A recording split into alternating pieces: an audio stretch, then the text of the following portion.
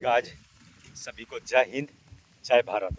दोस्तों, हम जैसा चाहते हैं वैसा क्यों नहीं होता?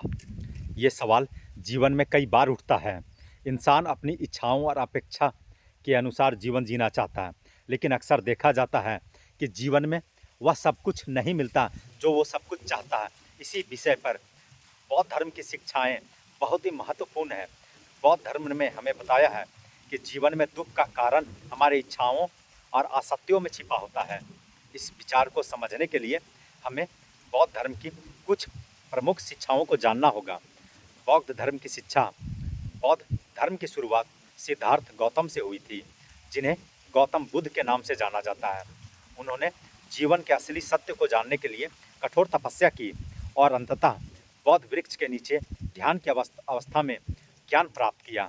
उनके उपदेश उन्हें मुख्य रूप से दुख का कारण और उसके समाधान पर ध्यान केंद्रित किया गया। बौद्ध धर्म के अनुसार दुख का निराशा का जड़ हमारे इच्छाओं के साथ छिपी होती है।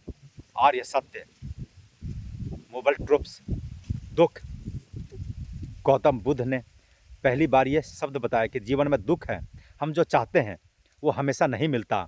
हमें जो कुछ मिलता है उसमें भी कुछ ना कुछ कमी महसूस होती है। यही कारण है कि मनुष्य सदा दुखी रहता है। बौद्ध धर्म के अनुसार दुख केवल शारीरिक नहीं बल्कि मानसिक और भावनात्मक भी हो सकता है। तो दुख का कारण समुदाय। बुद्ध ने यह भी बताया कि दुख का कारण हमारी इच्छाएं और आसक्तियां हैं। हम जो चाहते हैं उसे प्राप्त करने के लिए अंतिम प्रयास करते हैं, और जब वह नहीं मिलता तो हमें दुख होता है। इच्छाएं, प्रेम, घृणा और मानसिक अवस्थाएं ही हमारे दुख का कारण बनती हैं। यदि हम इसे इच्छाओं पर नियंत्रण पा लें इच्छाओं पर, तो हमें दुख से मुक्त हो सकते हैं। दुख का नाश, निरोधा। यह तीसरा सत्य है जो बताता है कि दुख का नाश किया जा सकता है। जब हम अपनी इच्छाओं और आसक्तियों पर नियंत्रण करते हैं तो मानसिक शांति प्राप्त करते हैं। हमें यह समझना होगा कि सुख और दुख दोनों अस्थायी हैं। हमें किसी भी चीज़ पर आसक्ति पर छोड़नी होगी, तभी हम जीवन में शांति पा सकते हैं। दोस्तों, दुख से मुक्ति का मार्ग। बौद्ध धर्म में दुख से मुक्ति मार्ग का है 8 अंगिरक मार्ग का अवसरण करना पड़ेगा। यह मार्ग हमें सही दृष्टिकोण, सही सोच, सही शक, सही कार्य, सही जीवनपन, सही प्रयास, सही स्मृति और सही ध्यान पर ध्यान केंद्रित करने का शिक्षा देता है। इन सभी उपायों से हम अपने जीवन को सकारात्मक दिशा में बदल सकते हैं और दुख से मुक्ति पा सकते हैं। अष्टांगिक मार्ग। अष्टांगिक मार्ग 8 पहलुओं में बांटा गया है, जो हमें हमारे जीवन को सही दिशा में आगे बढ़ाने के लिए प्रेरित करता है। 1. सही दृष्टिकोण, राइट व्यू। सही दृष्टिकोण से मतलब है जीवन की असलियत को समझना पड़ेगा। हमें यह जानना होगा कि जीवन में दुख है और उसे समाप्त करने के लिए उपाय भी हैं।